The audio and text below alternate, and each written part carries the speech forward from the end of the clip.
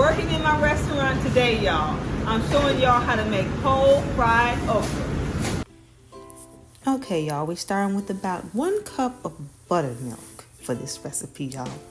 Very simple and easy, y'all. So we got about a tablespoon of seasoning salt. Now, I normally do it like 3 times this amount. So I'm trying to break my recipe down so I can show you all a smaller amount right now. And I'm struggling with my measuring spoons. It's like, oh yeah, that's right. It's gonna be 1 teaspoon of salt. Y'all, I was struggling. I was like, well, I had a little time. I'm gonna show them and I will get this right. It is 1 teaspoon of salt in here. Finally got it in there after I was struggling to find the right measurement here.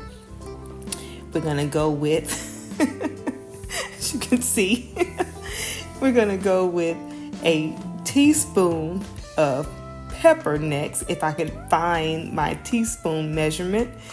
I'm all over the place. Okay, we got a teaspoon here, and I'm gonna put just a smidget more here. Okay, so then we're gonna also put a 4th teaspoon of crushed red pepper. When I'm breaking this recipe down, it's not as easy to break it down, but hey, I'll figure it out. So just gonna kind of mix that all in here, y'all. The buttermilk, the salt, the seasoned salt, pepper, and crushed red pepper. All right, we're gonna go in with a 2-pound bag of frozen whole okra. I love whole okra because I love to dip it when it's done. So just kind of mix that in. It should be really, really cold. You want to always use frozen okra because it's just going to kind of help to mix much better and fry much better. It's not going to be mushy at all. So you always want to do frozen okra when you're doing fry. Well, put it like this. I personally prefer frozen okra. I just like how it works better than okra that's not frozen, but it's so cold on my hands, as you can see that. It is freezing my hands.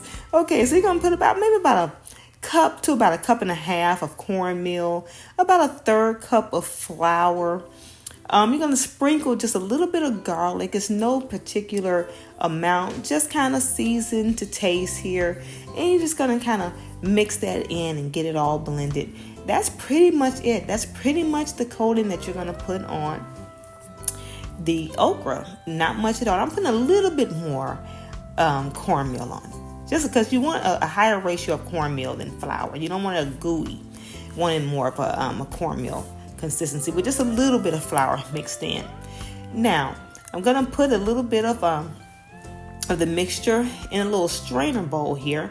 Now you can put it all in the bowl that without the strainer bowl, but it just tends to kind of gunk up a little bit. So I kind of like to put it in a strainer bowl and kind of separate it a little bit and just kind of shake it around and flip it around, get all that mixture in, and that strainer also kind of just gets rid of the excess for me. So you don't have to do this particular method. I just prefer to do it myself. So you're just going to keep working it and working it, sprinkling a little bit more, and just keep working it around. It's very easy. Now you have to kind of keep the pieces of okra separated. You don't want them to stick together, and if they're not frozen, they will stick together much easier. So that's another reason why I do use frozen okra. Now you're gonna empty that out and start the next batch. Yes, and just kind of use the rest of what you got in there with that flour and cornmeal mixture and mix that all around and just kind of shake it around until it's really, really nice and coated. Look at me, I'm shaking it out of the bowl, y'all. Trying to, I had to find a little time to do this in the middle of trying to serve customers. So I'm a little all over the place, but I said, what the heck? I am going to tape this and film this quick video anyway. Okay, so now we're going to just take our time and put it in the fryer.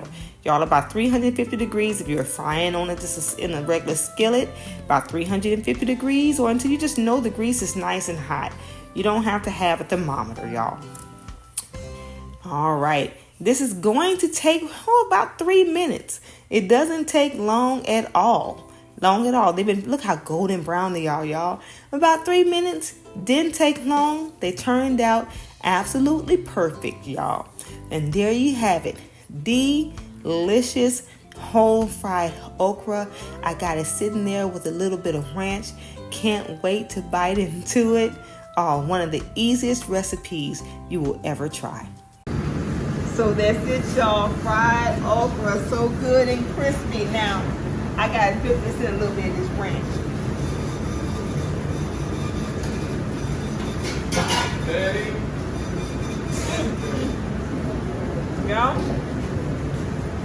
Y'all gotta try it. So good. Y'all better come see me. Southern Ham, Memphis, Tennessee, 5175 Millbrae.